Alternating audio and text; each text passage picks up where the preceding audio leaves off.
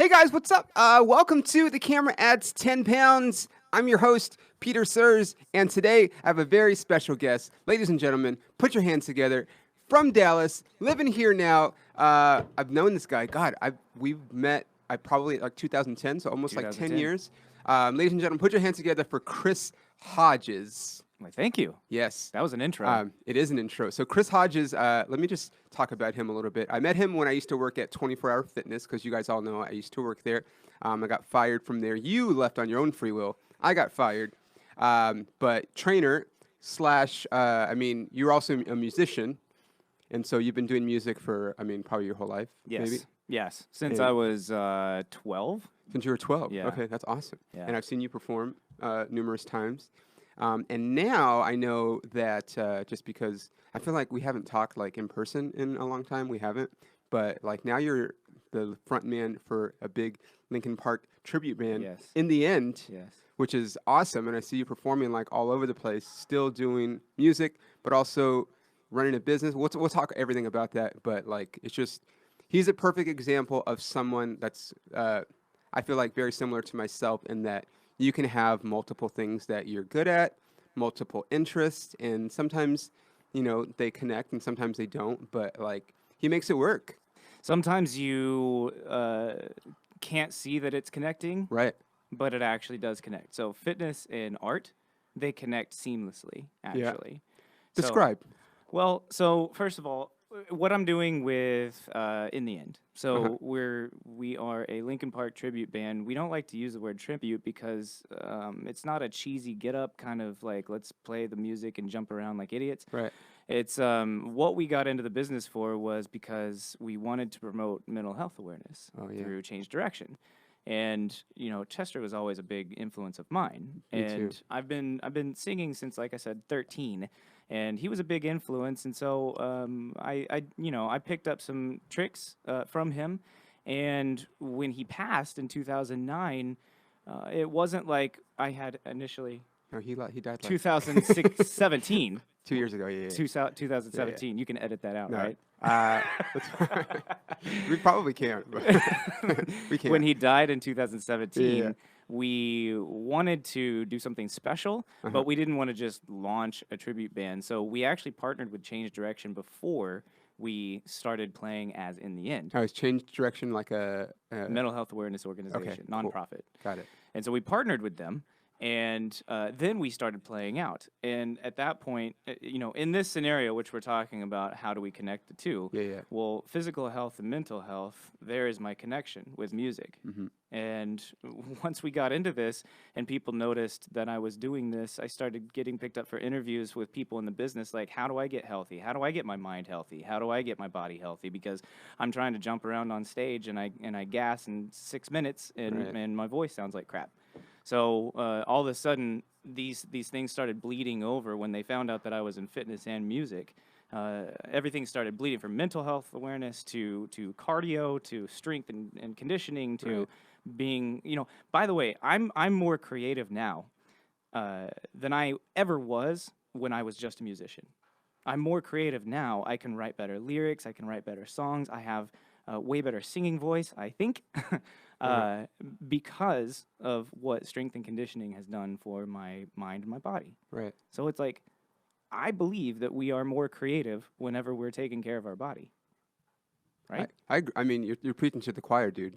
That was like why I started this podcast, was to show how I feel like you're almost a rock. You're a rock star. It's just like, we talked about it beforehand, but like it's still hard, the life of being on the road and Right. managing finances and all that stuff. Like, Right.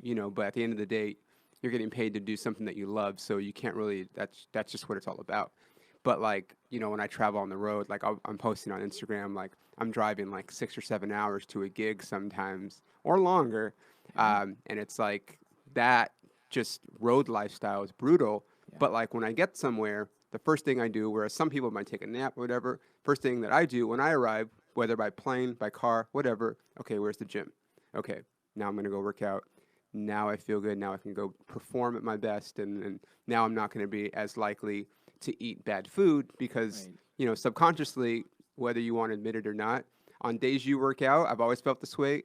even on days I don't work out, but like specifically, like if you just worked out a couple hours later, you're probably not going to eat that pizza or whatever. You're going to be more self-conscious about what you're putting into your body because you just put that work in. You don't want to waste it. Right.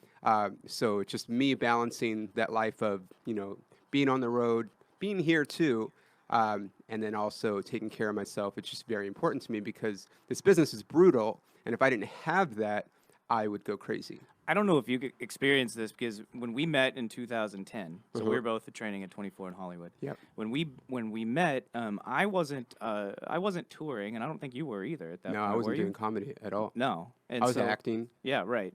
But touring is a completely different world. Oh, for sure. And it's really interesting. Again, I don't know if you experienced this, but with clientele, we always had clients that traveled for work and they were in the business and this and that. And your job is to keep them on track. Right. So keep on track with food, keep on track with your workouts. And I feel that the tides have turned now that I'm touring. I don't know if you feel the same way, but I'm experiencing the exact same problems that they went through. Right. Like, what do I eat? I feel like I'm not sleeping right. I'm in different time zones all the time. And sometimes I don't even know what day it is. Right. And all of a sudden, I'm becoming a client. Right. That's why this is just a stupid thing that I do. If you guys ever follow me around 24/7 for some reason, whenever I'm driving home from a gig, I have this playlist of songs that I listen to, and one of them is "Wanted Dead or Alive," and I just sing it because I'm just like, sometimes you don't know the day. I don't drink, No but idea. like that's like the lyric. It's like another play. Or what's the lyric? Sometimes you tell the day by the bottle that you drink, and I'm Right. just like, yeah, dude, I know it, I get it. But even though I don't drink, but like it's so true. Like you wake up sometimes, or sometimes you just wake up and don't remember where you are.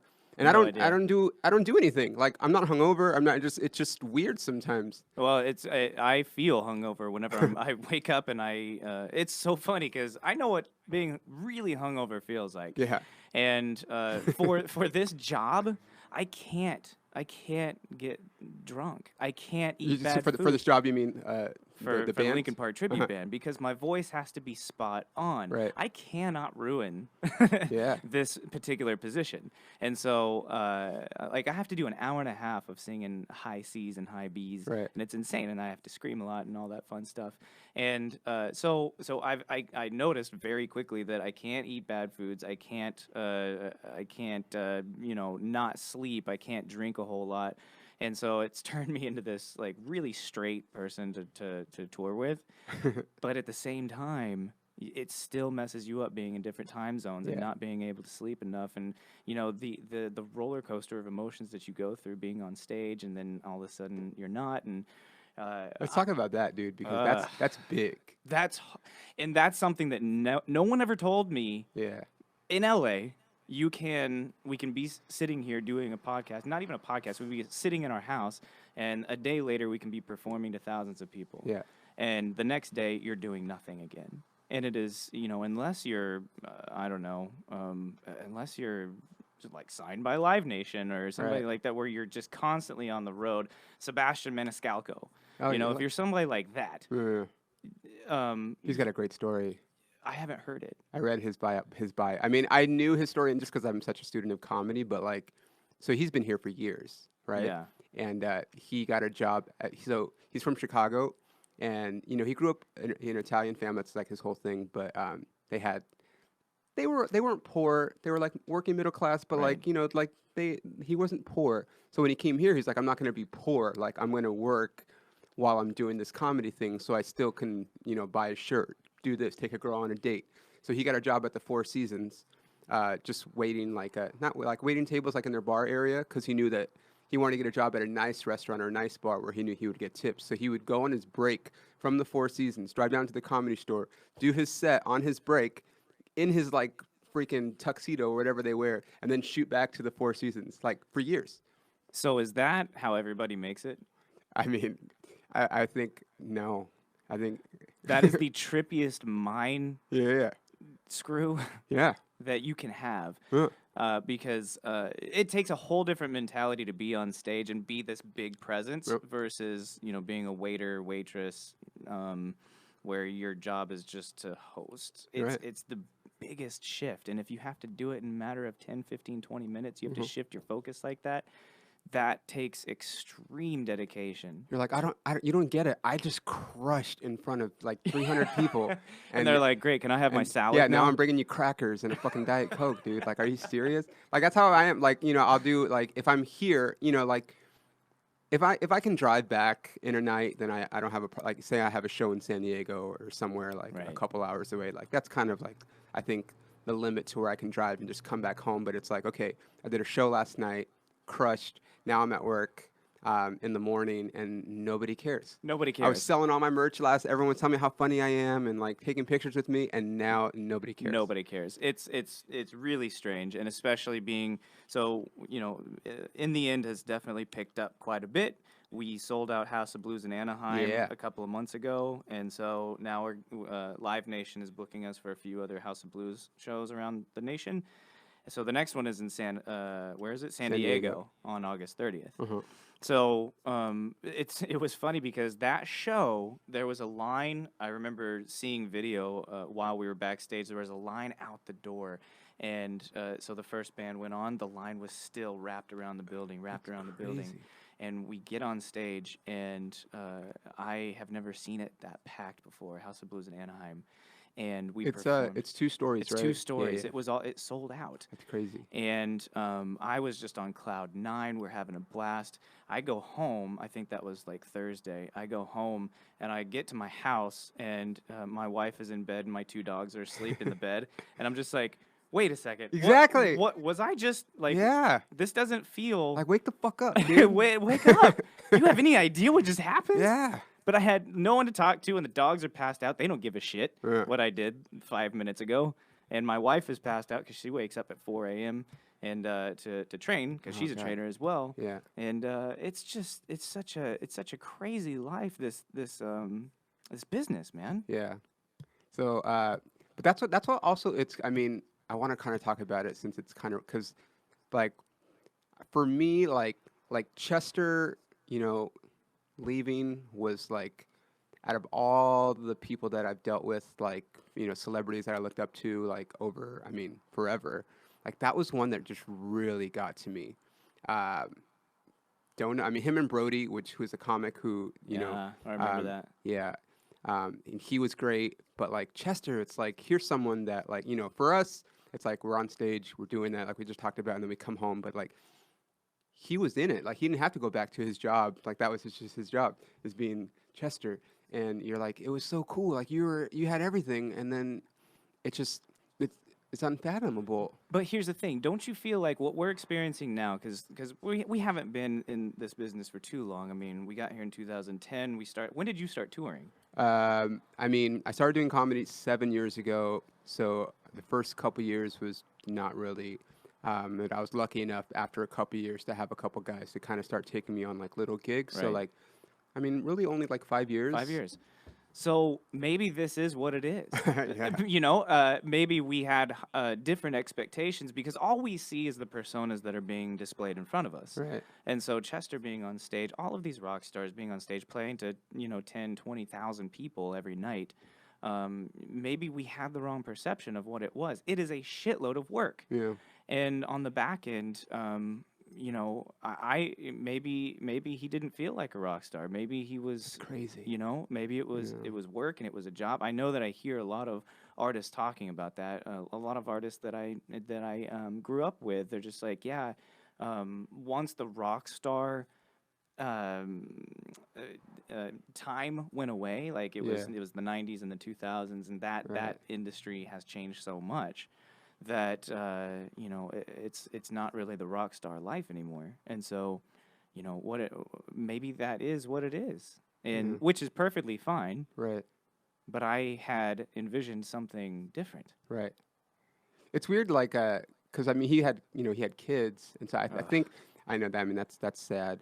I think that like, because someone else was talking about, they were backstage with Korn like last week or a couple weeks ago, and how like like you said, 10 years ago, 20 years ago, we think of rock stars, we think of like Motley Crue at the Rainbow Room, Yeah, getting right. blowjobs under the fucking tables and stuff, and like having sex with burritos, Yeah. so that their wives can't smell their private parts. This is just, I mean, Wow, really? Yeah, you didn't hear. You I never heard didn't. I that. didn't see that So, part. okay. So, did you watch The Dirt? Absolutely. Okay, so there's a story that talks about, I don't know if it's Nikki Sixx or what's the guy with Vince Neil, right? No, Vince Neil. yeah, yeah. One of those guys had the idea because, like, obviously they were having groupies and stuff. It's like so they wouldn't get caught. They would go get burritos and then just put them all over their private parts. Did it work? I mean, I don't know, dude. But so and then that was how they got the smell off before they went home to their wives or their Right. girlfriends or whatever. So in the movie, there's this scene where he wakes up and he's in a hotel, and it was Tommy. I think it was Tom, the guy that played Tommy Lee. Yeah. He wakes That up was and Machine Gun Kelly, by yeah, the way. yeah, I know, so crazy. And he wakes up and there's a burrito in the bed, so that's like their subtle reference to Oh, it. that's okay. Yeah, if you go back and watch it, like because he was with a girl, he cheated on his girl a bunch of times in the movie. I mean, in real life, but like Yeah. then that's like that was like their little ode to it. Like he wakes up and there's a burrito right next to him. I'm like, oh, there we go, perfect. This is the thing, and maybe that lifestyle still does exist, and it's just a smaller. But you look Yeah. at Korn is a great example. Ozzy Osbourne is a great example. All of these guys who were in that scene, Yeah. and they were just doing anything and everything possible. Look at them now. They're like they have personal trainers. They Yeah. have personal chefs. Like The guy that works out at my gym works out with what's his name, Monkey, yeah, at my right. gym. Yeah. Oh, really? He trains all the time. Yeah. Schaefer? Uh huh. Oh shit, Jason. dude. Jason's his name, right? James. James. Yeah. Yeah. Yeah. Yeah. All-time favorite band, by the way. Yeah. Corn. Oh yeah. They're great. They're with Alice in Chains. Yeah, well, absolutely. I want to. Two. Yeah, I want to see that they're playing Irvine in Yeah. a couple weeks. But so you look at that whole group, and they'd be. I'm pretty sure that they'd all be dead, or not be at least not be able to tour the way that they tour now. Yeah.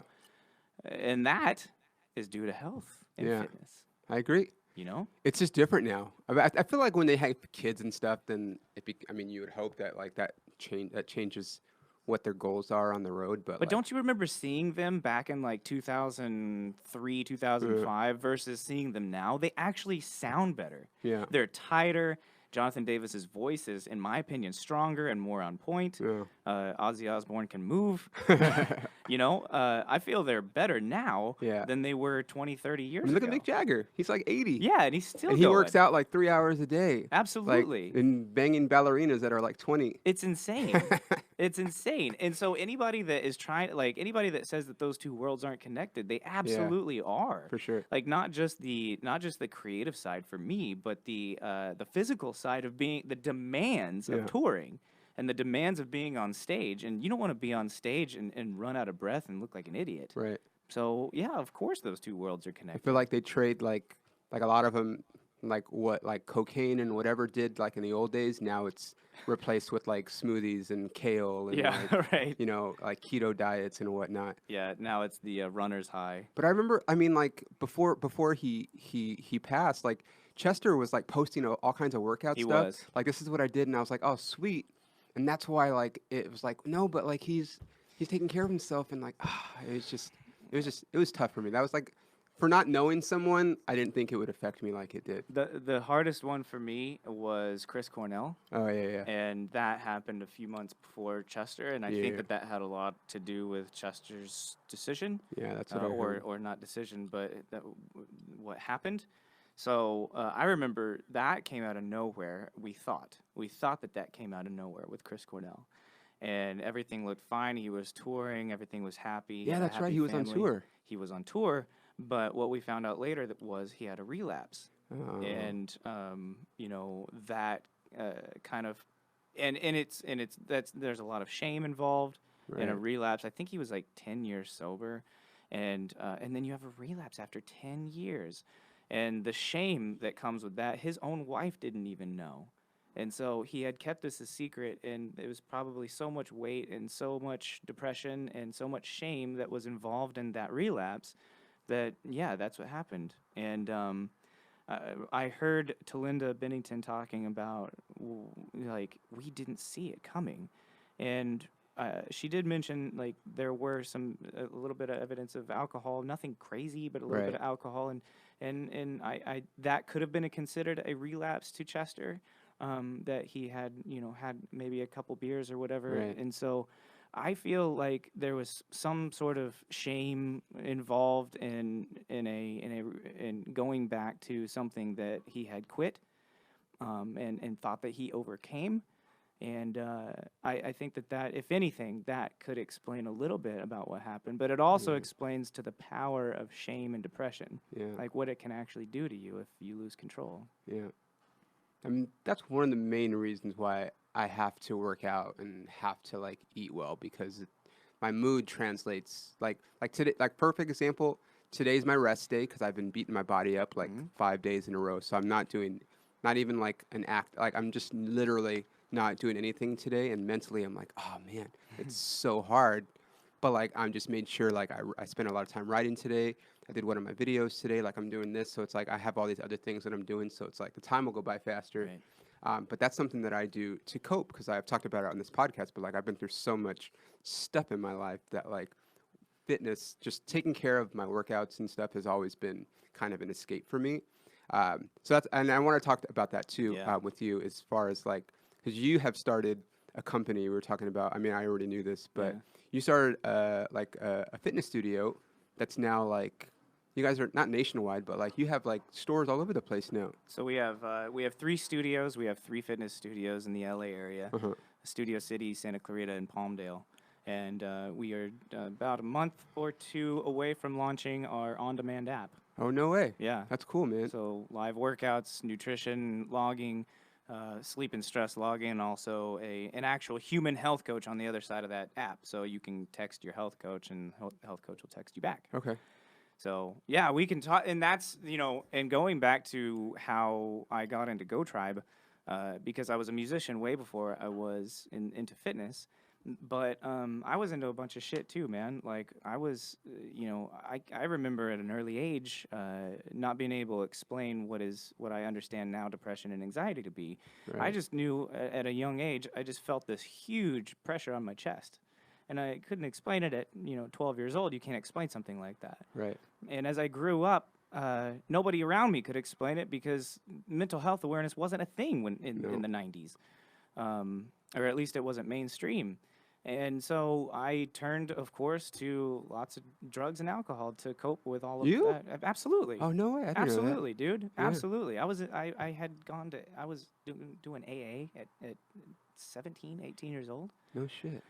And so nothing was really working. Nothing was working. Nothing was pulling me out of it. Uh-huh. And all of that fun stuff was temporary. And at one point I was just like, something has to change. And I've tried everything, and I don't know what else to try. And there was a gym right down the street from me, and I was broke as shit.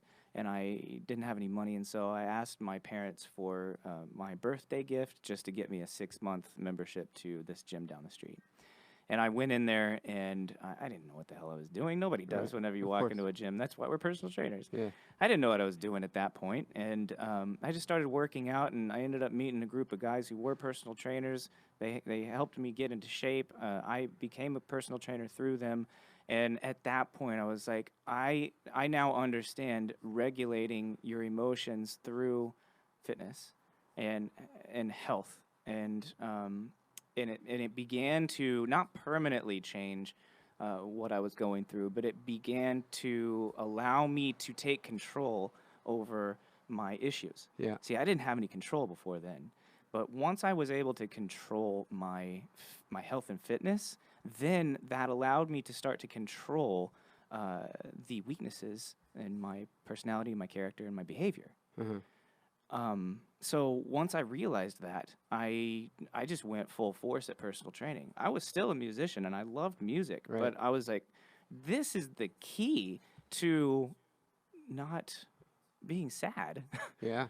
And so I just went full force at being a personal trainer. I got a job as a personal trainer in 2008, and then that particular company allowed me to move. That I was able to transfer to LA because I wasn't, I was in a place where physically I was in a place where you couldn't, music wasn't really a big deal. There weren't really a whole lot of outlets to be a musician In Texas. in you mean? Texas. Yeah. Yeah. And so uh, I looked at LA and I was like, I wonder if that's the place where you can be whatever the fuck you want to be. Yeah. And so I transferred out, and I just decided at that moment that I was going to do both. I was going to do both. I was going to be a musician, and I was going to be in health and fitness. And here we are. It's a great. I mean, we were talking before, but it's like, for me, it's always been like, you know, everyone that comes to LA, it's like if you tell someone you're an actor or whatever, it's like, oh, well, what restaurant do you work at? Like it's like a cliche, right? And so it's like for me, it's always been like I actually wanted to be a trainer before, like when I was in college and stuff. Like I always thought being a trainer was the coolest job. Like I always had ambitions of being like a singer and like a performer and stuff. It wasn't until later that I realized the performance aspect was actually like I wanted to tell jokes.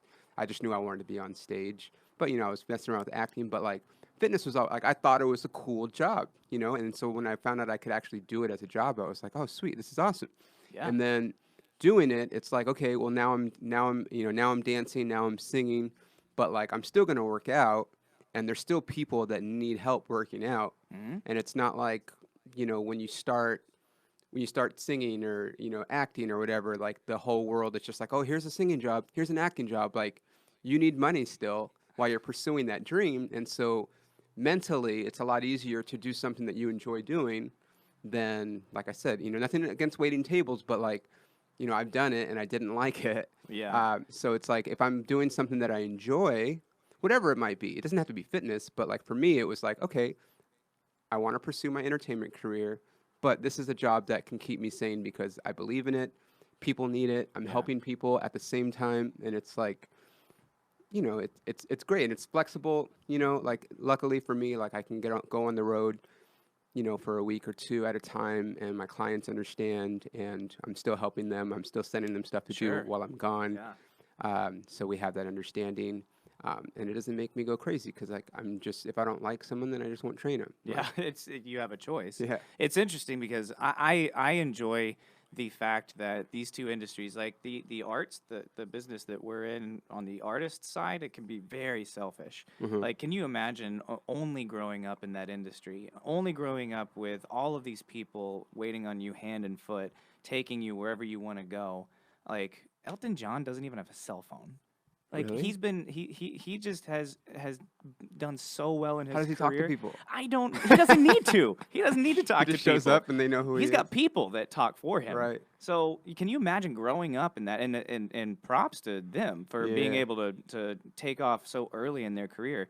But I look at how selfish our industry is, and what kind of a person would I be right now if I only knew that life? Right. I would be the most selfish asshole. And so splitting my time between this it really is a selfish industry versus the service industry where you're Right. serving other people has created this really unique balance in my mind, like a lot of humbling, but it allows me to have pure character as opposed to only thinking about myself and my own interests. Yeah.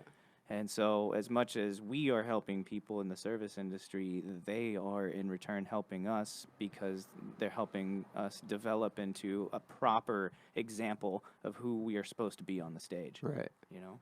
I mean, I also feel like too, like, especially now that I tour and I do the road and stuff. It's like I can look at my clients who are, talking about how they can't eat right on the road, and so I'm like, actually, you can. Like, it's a little bit harder. It is. And it's super hard, especially like we talked about before on this podcast. But like driving across the country or driving across a couple states, like it's just truck stops where there's Subway, and I think it's called like Chester's or something. Yeah. It's like this chicken place that they have in all these truck stops. But it's like I always, I take bars with me. I kind of plan ahead. And I take some food with me depending on where I am. Like I plan. Correct. And like I said, when I get there, I'm working out when I'm there. So it's like I tell my clients, like, if I'm doing it, you could do it too. Right. Yes, it's my job, but it could be. You could look at it as it being your job too, like to take care of yourself. Why not? Because I have a backpack that has a ice pack situation. me too. You got one of those Yeah. too? Dude, it's amazing. Yeah. You stack yourself, 4 or 5 meals inside of it. You got the ice Uh-huh. packs. The ice packs can fly. Uh-huh. I've never gotten stopped, even when they're Do you melted. take it on the plane with you? Like Absolutely. not like Oh you. yeah, I'm eating like an Oh asshole on yeah, the good for plane. I you. pull out my own, gourmet meals, and everyone else is eating crackers. Yeah, so I know. I remember back in the day, like loving the fact that you got like peanuts or pretzels, and now I'm just like, no, I'm and good. now it's I'm like good. enriched flour. Yeah, I have my shit, dude. I don't need your. Yeah, I don't need. I got salad, Yeah, bro. Yeah. So yeah, that's but great. that's the thing is, yes, you can do it. It is more difficult. You have to plan and you have Right. to prep.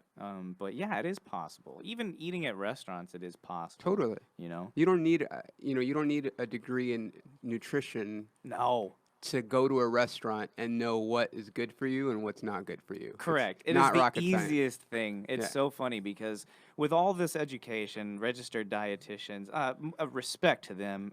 for sure.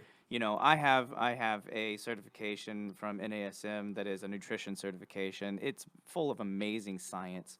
It doesn't take science to not eat breadsticks. Right. It takes willpower Exactly. and accountability. Yeah.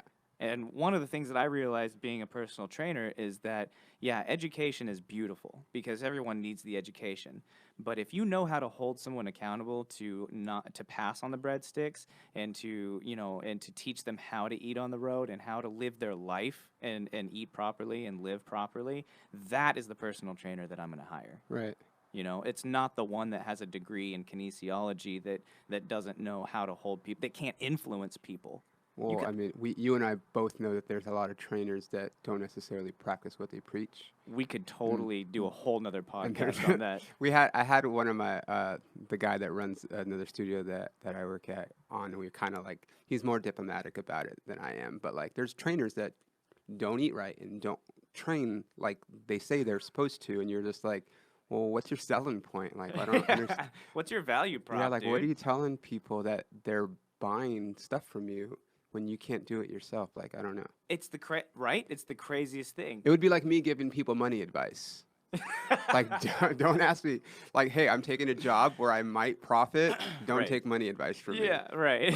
But I'm doing what I love, so get out of here. I remember being at 24 in Hollywood. We were both training there. It was around that time, and there was a point where a bunch of trainers went down to Disneyland to go hang out. And one of the trainers was driving, and he's like, "I'm hungry." He pulls into a Carl's Jr. And I had not had fast food in like 5 years, and I'm like, "What are you doing?" And everybody in the car was acting like this was normal. Yeah. Carl's Jr. Advertising for Carl's Jr. Yeah, you're welcome, Carl Jr. or Hardee's, wherever you're located in Hardee's the US. if you're south. Yeah. Carl's Jr. if you're on the West Coast. You're There's- welcome. Brought to you by Carl's Jr. I'm trying to remember. What movie was that? I don't know. Oh, is that Anchorman? No. No, I don't know. Idiocracy. Oh, see, I've never seen that. Are you serious? Yeah. It explains the exact time that we're in right now. Oh, that's great. Yeah. Yeah. It's I really feel great. like I did see Carl's Jr. in Oklahoma, I feel like, but maybe it was Hardee's. I can't remember. I think it's Carl's Jr. in feel- Oklahoma, though. Isn't that Hardee's? Yeah, I think it's. I don't In know. the South. I But, thought it was but Midwest. Oklahoma's like in the middle, though. that's true. And like, there's some people, if you ask in Oklahoma, some people say they're the Midwest, and some people say that they're the South. Really? It's really weird. There's a whole thing on like Google: is Oklahoma Midwest or South? And some people say it depends on the river, like where the river is, and other people just say it just because like there's definitely some people that I interacted with last week that are definitely Southern. Do they act Southern or do they For act sure, they act Midwest? Southern for sure.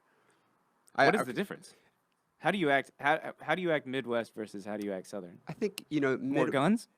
more guns, more racism, either like assertive or passive racism, Right. more cigarette smoke. I don't know. Like I feel like Midwest people, just from like the general conception, is like they're a little bit more like sweeter and family, and like oh yeah, and like it's like more nurturing. Whereas you hear Southern, you think like the Klan and like just different stuff like that. That's so Like, unfortunate. dude, I saw this. I'm not even joking. There's this dude. God damn it. All right. I saw a person with a tattoo on his hand that said, hustle, loyalty. I'm gonna show you the picture because you're not gonna believe me if I show it. It said hustle, loyalty, and Uh-huh. respect. Okay. He, I'm assuming, was trying to spell the word Loyalty. loyalty. Did he do it himself? It looks like either he did it or his child did it. Let me Look see at the this. tat. I took a picture of it because I was like, no one's gonna No. believe me, but No, dude. He totally did that himself. like I'm just like, dude.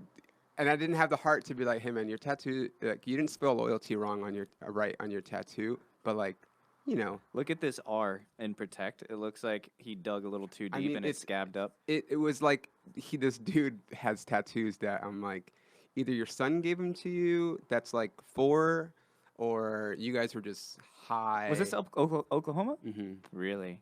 I mean, but like you know, in his defense, the town that my girlfriend's from is like a town of 1,200 people, Right. and it's like if you've driven through Texas, I'm sure because I've driven through a lot of parts of Texas where like you just end up in these towns that you're like, what year is this? Yes. Her Yes. her town is like that. Yeah, right. So So that part of it is that is southern, probably normal, what we just looked at. probably.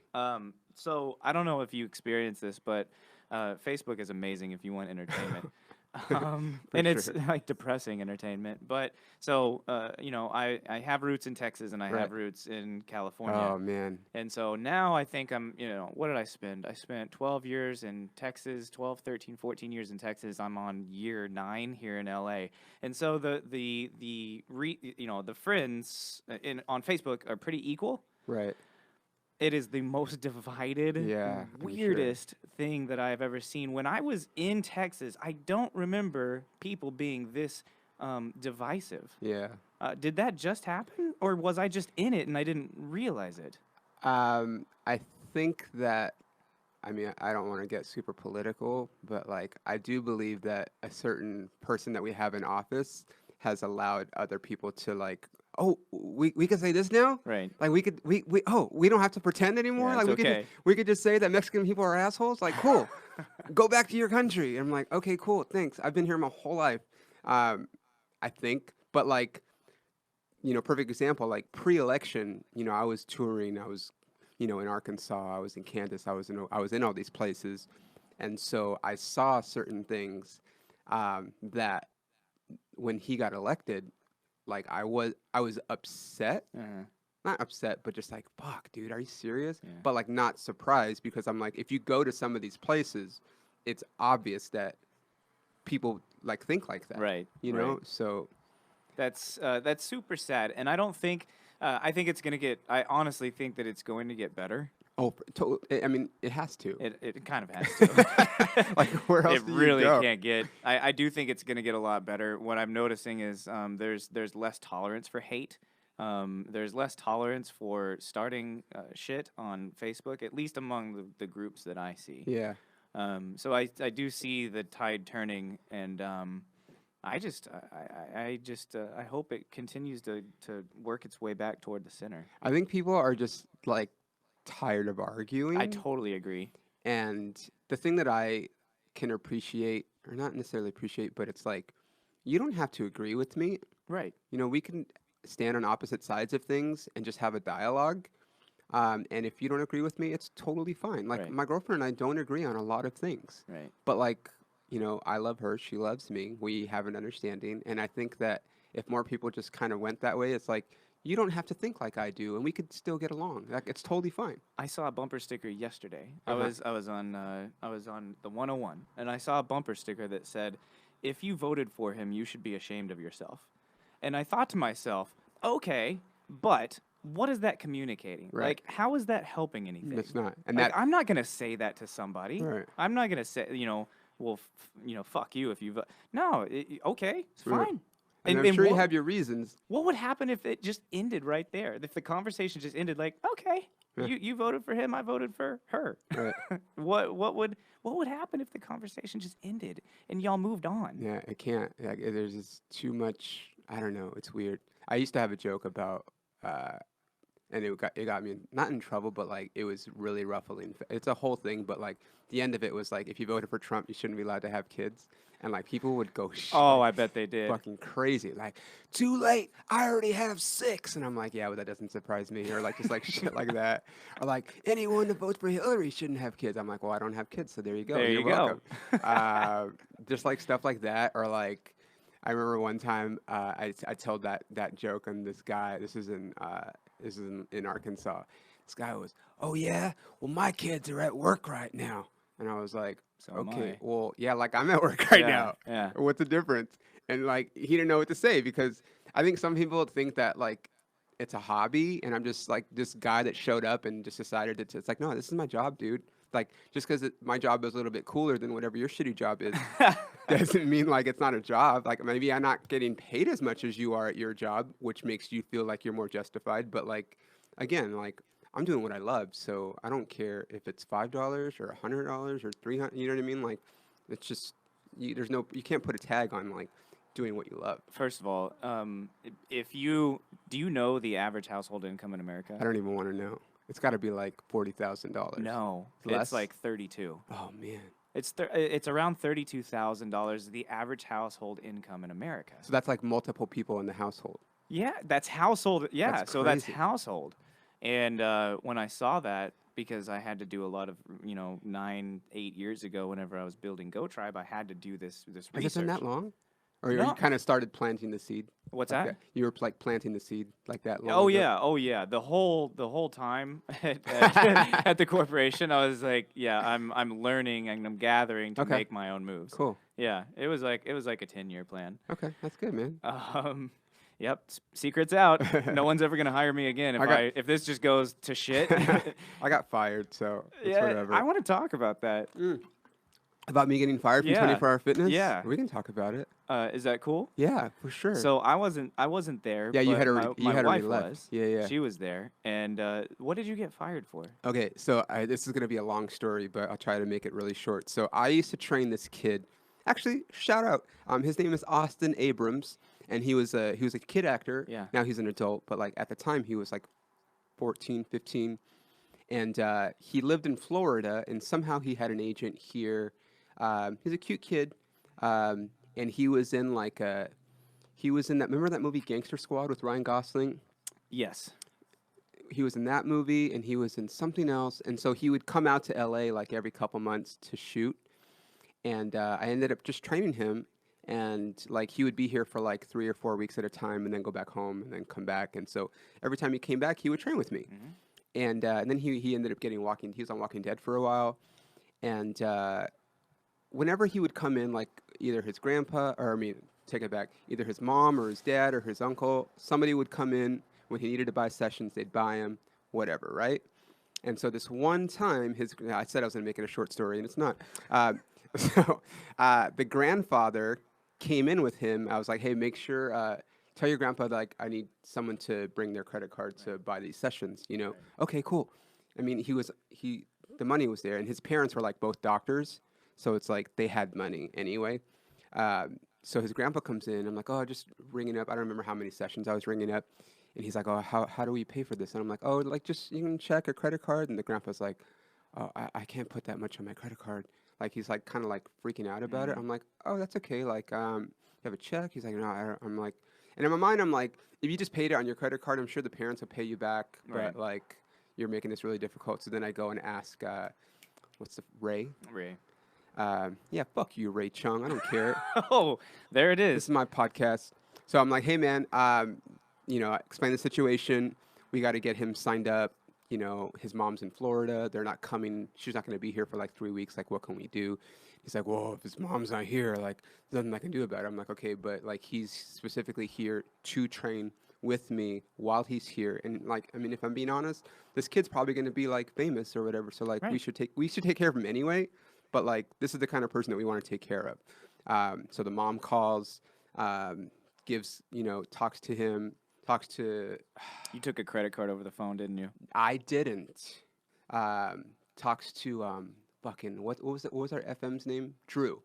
Drew. I don't know. He probably was the guy that came after. Anyway, Yeah. talked to him, Mom calls me like, "Hey, I talked to your manager. Everything's worked out." So the next day, the uncle comes in, pays for the training. Okay, so anyway, what they told me was that they needed a permission slip signed by the mom because like remember 24 Hour Fitness, if you trained a minor, Yep. every time you signed up for the agreement, it had to be signed off on with by the Yeah. parent. Right. But because the parent was going to be in Florida, like I assumed that the phone call that she had made was that's all they needed. Right. So then the next day, the uncle comes in, brings the credit card, buys the sessions. I'm training the kid. And then the next day, I'm training him again. They call me into the office. And you remember at 24 Hour Fitness, they used to call you into the office. And like, if you got in trouble, they would suspend you first. Right. And then everyone knew, like, if you got suspended, that was just them telling you, like, hey, man, you're going to get fired. You're gone. Yeah. Yeah. But like, you could leave with some dignity. Yeah. Or you could come back in 3 or 4 days and then we'll fire you. Right. So they brought me into the office and I didn't even get that. They had my final check waiting for me. It was like you trained. We told you not to train this kid. You went behind our back, and I'm like, his mom called. Like I'm not trying to do it. Like I'm not training under the table. Like I try to make this. I'm trying to take care of my client, the customer. You guys are making it really difficult. The mom called. Like, what more do you want? Yeah. They're like, we're sorry, but like you broke the rules, and they had my final check waiting for me. Dude. And then like I just went fucking crazy, dude. Like I went ape shit. I was like, you know what? And we were in the office. I was like, "Man, fuck you, dude. Fuck you. Like, they're going to fucking fire you because you know this company doesn't give a shit about anybody. You guys are fucking me over big time right now. Like, I tried to do the right thing, and I just went off on both of them, took off my shirt, fucking threw it down, right? And they're like, hey, just do us a favor, you know, like, since we're letting you go, you know, you can't work out here for like 2 months or Yeah, 90, they banned you. Yeah, 90 days or something, right? And then, but at the time, I had an Equinox membership. I was like, you think I want to fucking work out at this piece of shit gym? And I pulled out my Equinox membership. I was like, I work out at Equinox because I hate this fucking gym. I just work here. And I just saw them drop like, oh shit. Like, I was like, yeah. And then, so they're like, just do us a favor. Just keep this in the office. Like, don't tell anybody. I was like, what are you going to do? Fucking fire me? Again? Yeah, you can't fire me twice. So I walked out and I was like, hey guys, I just got fucking fired. I was like so mad and I fucking stormed out. And I stormed out and like I just sent a text to all my clients like, hey, I got fired from 24 Hour Fitness for some bullshit. Someone's going to try to call you and set up a training. Like, just don't do it. Like, however many sessions you have left, You'll comp them. I'll comp them if you come to where I'm going. Yeah. And all of them but like two went with me. Yeah. And there were 2 guys that stayed there, but like that was basically how it went down. It was the craziest thing to be a part of that organization. Yeah. It really was. And I worked there for 11 years. yeah, I was there from 2009 to when did I leave? Oh, I guess it wasn't that long, 7 years. 8 years. But I remember Cricket my wife, Cricket. Yeah. Yes, her name is Cricket. I remember her telling me that you got fired, and for like the reason you got fired, and that was not too far from when my now business partner with GoTribe got fired for kind of like the same thing, taking care of a client. Right. He was taking care of a client. Yeah, like if I'm training under the table or That's whatever, a different like, story. then fine. If I'm stealing money, if I'm like burning sessions that like That's a different you know, because story. like I mean that's like a big thing at 24 Hour Fitness, probably other gyms too. People will buy sessions, right? Like 20 sessions, Sure. and then 13 sessions in, they're like, you know what? I don't want to train anymore. Like I'm done. Yeah. I don't care what I don't want to like. And so we know people that were like, well, fuck, I'm just gonna clock in for those sessions. They're not gonna use them anyway, right? Like stuff like that, fucking fire them. Totally. But like 'cause for taking that's care of my dishonest. client, yeah. Absolutely, I totally get outta agree. here. But I will say, in all of this, like I noticed that you got fired for a stupid reason, Yeah. and then my business partner, my co-founder of GoTribe, got fired for taking care of a client as well. And I started seeing this trend, not just in California, a trend across the nation, Really? for the exact same thing happening. At the same time, what was happening was they were switching to this massive sales mentality. Yeah. So you remember back in 2008, 2009, 2010 even, under the former CEO's leadership, it was more about the quality, it was more about the customer, and then the new CEO came in, and all of a sudden it was a sales mentality. So Right. on top of people getting fired for taking care of customers, they were threatening people's jobs with these crazy sales quotas, and it Right. was at that point that I was like, okay, so I'm just gonna plan. Yeah. I'm gonna use this time to just plan. Yeah. I can't believe you got fired for that, dude. Yeah. I mean, but the thing was, is like as you said, there were other people getting fired like like just Mm-hmm. nonstop, Mm-hmm. and like good trainers too. You know, Yeah. people that like did a good job. Like there's a lot of people there that you're like, oh, what, you're still there? Like how have you not gotten fired? But all these other people got fired. You know, Well, like like you said, it's one thing to train under the table, to yeah, steal money from a business and steal clients from a business. That's totally unacceptable. yeah, But if you're doing something that is helping a yeah. client under the Customer umbrella service. customer service, Yeah. I remember seeing. I became the club manager of one of the 24-hour fitnesses, and in the office, it said something like treat your employees the way that you would treat the customer, or treat the customer the way you treat your employees. Uh-huh. And I remember looking at that thinking that is the most ironic fucking sign I've ever seen in my life. Right.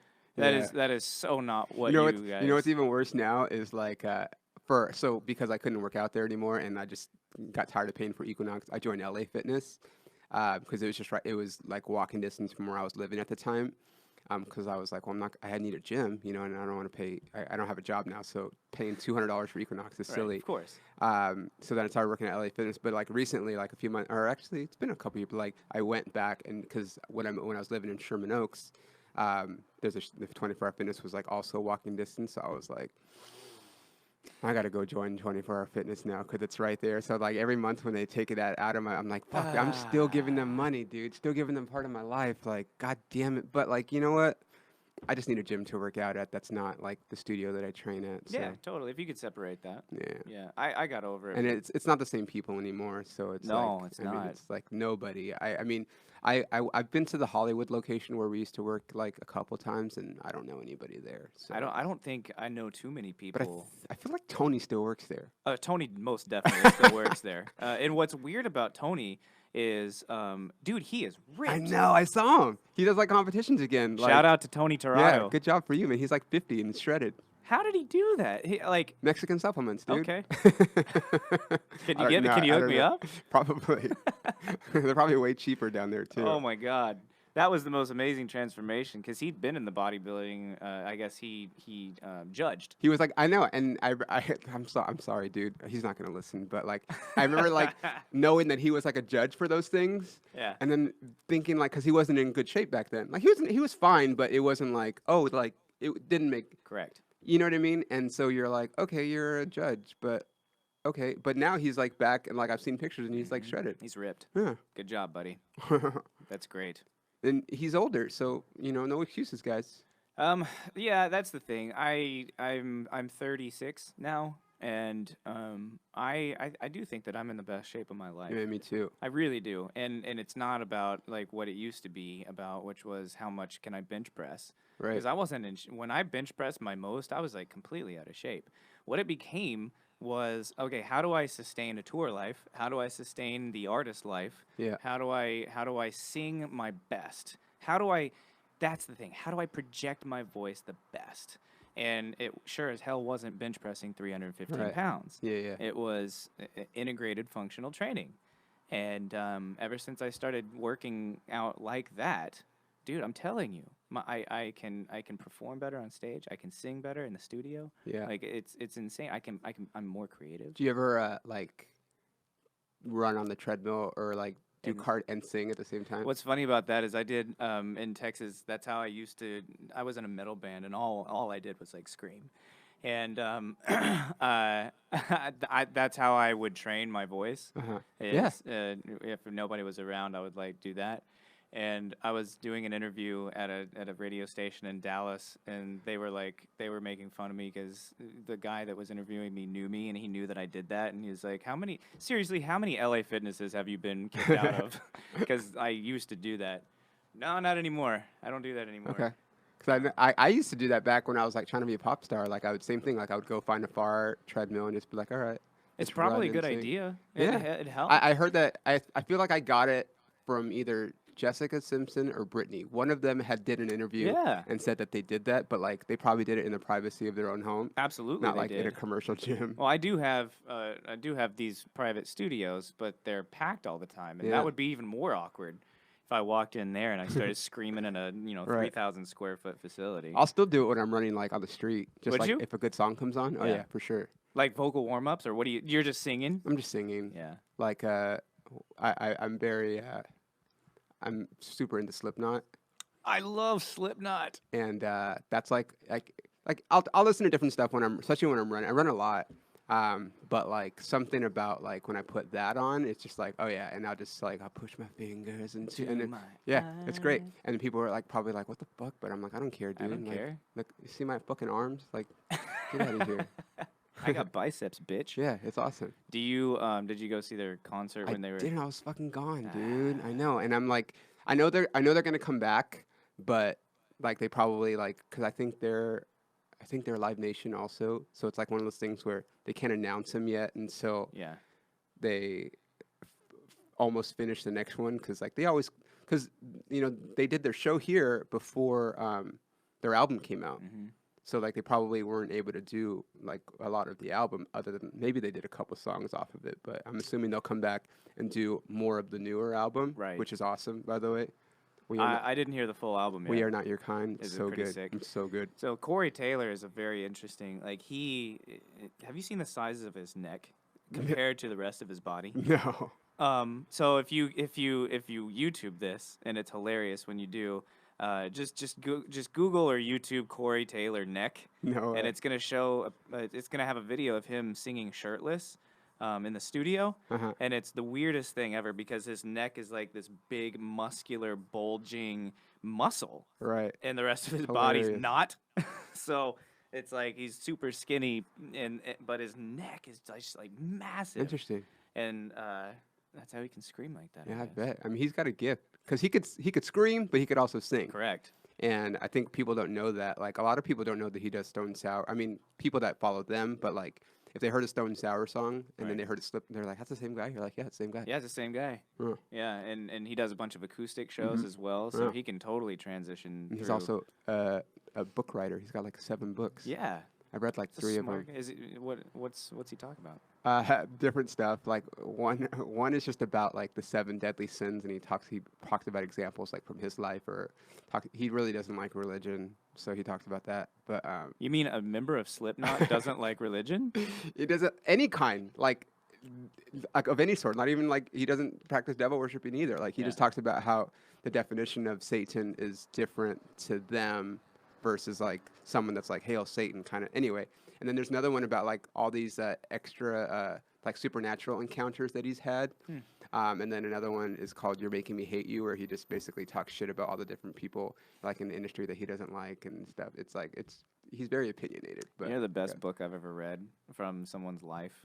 It was Chelsea Handler. Oh, I haven't read that one. It was Are You There, Are You There? Vodka? Yeah, yeah. It's Me, Chelsea. Yeah, yeah. It was the funniest Really? book you. I have to read it because I've read almost, I feel like every comedian's, like if they have a book, I'll read it. It's pretty amazing. Okay. And she's got an amazing life too. Like yeah. she will have experiences just to have them. So she traveled abroad to do ayahuasca, and Great. she took a film crew to film it. So you know ayahuasca, Yeah, right? yeah. I mean, I haven't done it, but Neither have I. I know of it. But But you get sick when you you're get on sick, you lose control, you shit yourself, you throw up. It's like this really horrible experience followed by a euphoric it. experience. Right. And so she took a film crew. I don't remember where it was. It was somewhere overseas. Her friend and a film crew, and they filmed her doing ayahuasca. And the experience, she was saying, like she couldn't really enjoy it because the guy next to her was shitting all over himself. So All right. yeah, that's ayahuasca. So maybe try it or don't try it. I don't know. I don't see the reason. How about you try fitness first? Yeah. Let's try that first. Yeah, that clears my mind. I mean, I get a lot of writing done. This is a problem with me. Like, if I run, if I work out, like, I'll think of something, like, oh, that's funny, or that's, and then if I don't jot it, like, if I don't stop my run immediately and just take a note, because a lot of times I'll be like, oh, I'll write it down when I'm done, and then when you're done, you forgot, and you're like, fuck. Mm-hmm. So, like, now I have to stop, write it down in my notes, and then go back and then later. So it does open my mind a lot, like you said. How often does that happen? Does that happen when you're going to sleep or waking up as well? Thinking of something, Yeah, like yeah. it's usually running. Like I don't call it hiking, but like if I'm going up to Runyon or like the Hollywood sign or something, which I love doing, or it's in the shower. Hmm. So I think there's something about, Like a uh, meditation process. yeah, like not having any distractions. Correct. Yeah. Like, because, if we're not doing those things, we're usually looking at our phones, which I'm trying to get better at and stuff like that. But like, just when I'm just with my brain and my thoughts, that's when it happens. So, yeah. See, and this is another point. Meditation is huge. Yeah. Yeah. Yoga, and it's not really called meditation when you're working out, but there is a focus Yeah. that Yeah. you have to have when you're working out, and that means that all other distractions in your life have eliminated, and it takes practice to have that kind of focus. It Yeah. takes practice to have that kind of meditation. But that is the most creative that I get is exactly what you just said during a workout, or Yeah. for me, it's right before I go to sleep because my brain is cleared, and whenever I wake up because I'm still cleared. So Do you there's look at another your phone reason. when you wake up? Absolutely. I can't. I mean, I can and I do it, but like I did this thing where it told you to not do the phone for an hour after you wake up, and like I try to do that, but just sometimes I just can't.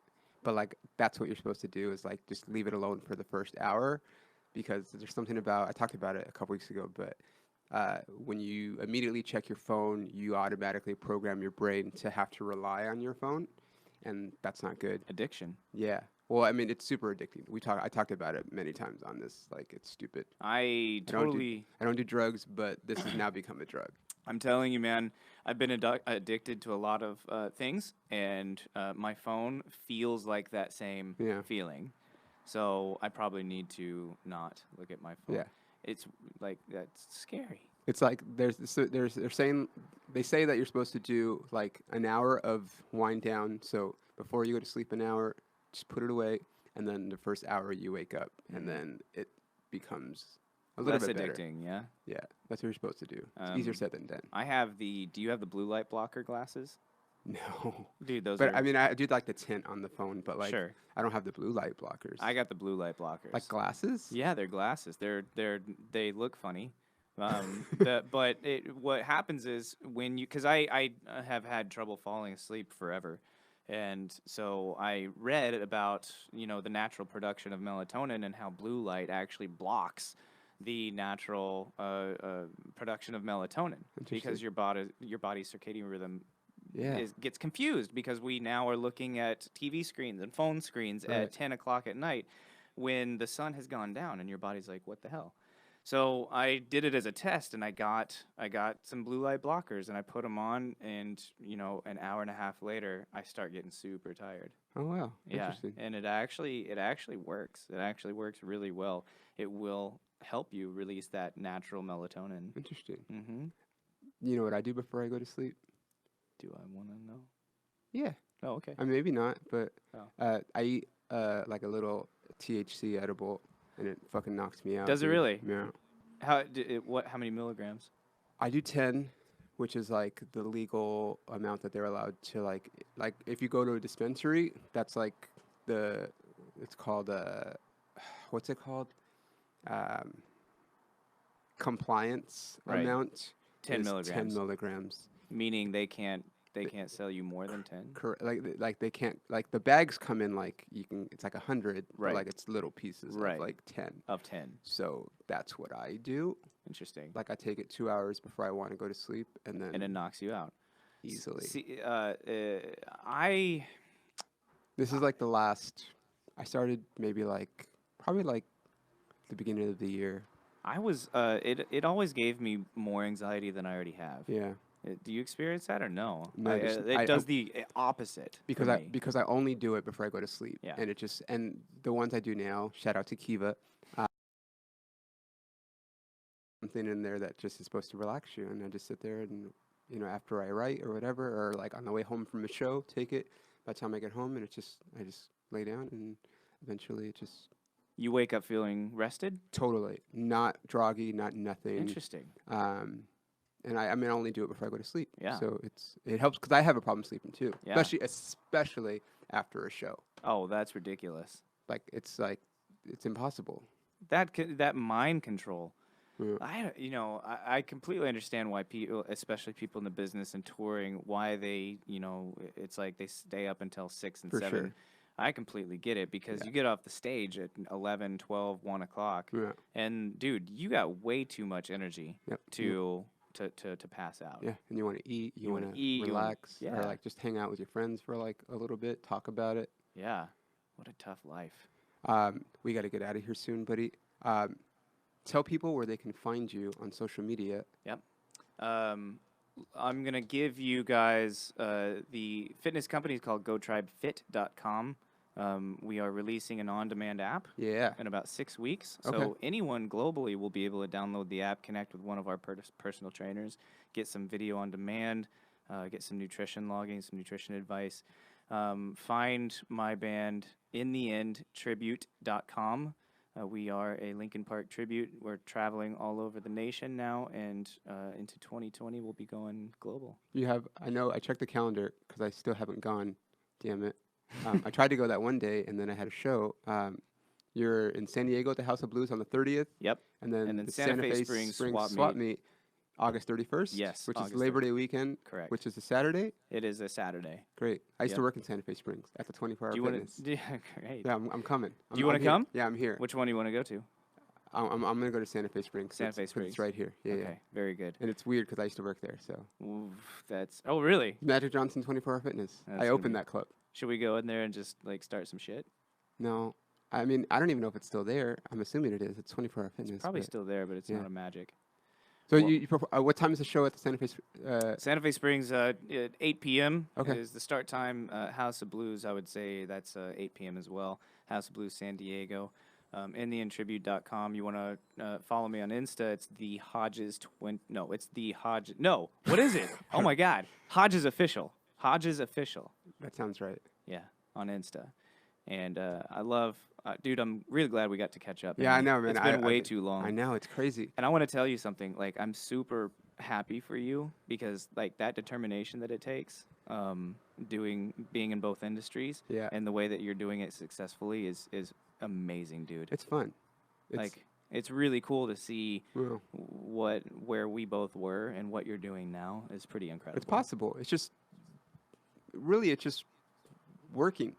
Yeah. But like I said, like I've always said, if you're doing stuff that you like, it doesn't seem as I know it's so cliche, but it really doesn't seem like work a lot of times. Like it's a lot of legwork, like like emailing people and whatnot, and following up with clients, like just both of those things.